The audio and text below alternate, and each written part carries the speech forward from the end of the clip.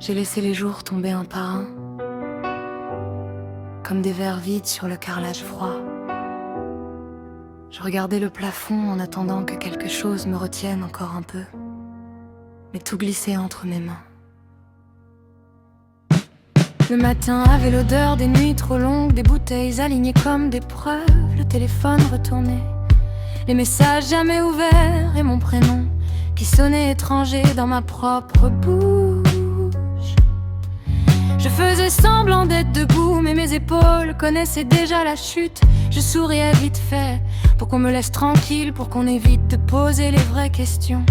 Il y avait les rideaux fermés, même en plein soleil, le linge oublié, les rendez-vous ratés, et cette fatigue immense, celle qui colle au cœur plus qu'au corps.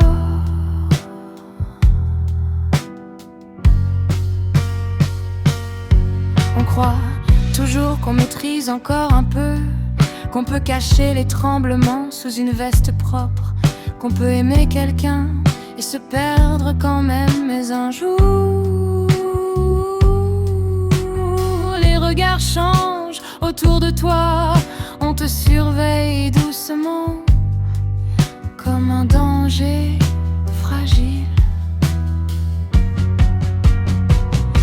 J'ai vu la peur dans les yeux de mon enfant, et ça ne quitte jamais vraiment une mère. Même après des semaines, même après les promesses, même après les silences avalés de travers, on m'a retiré du centre de ma propre vie, comme on enlève un cadre tombé de travers sur un mur, avec précaution, mais définitivement les chambres devenaient trop grandes, les jouets restaient immobiles, et moi je comptais les heures dans un appartement rempli d'absence.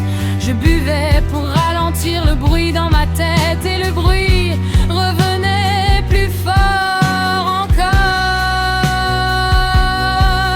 Alors je recommençais encore, encore.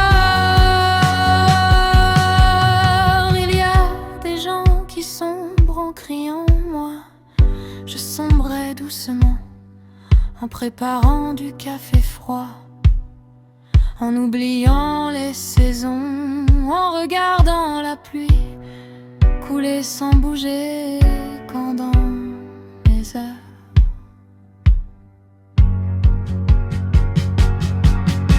Le pire, c'est pas de tomber, le pire, c'est de se regarder tomber sans réussir à tendre la main vers soi-même.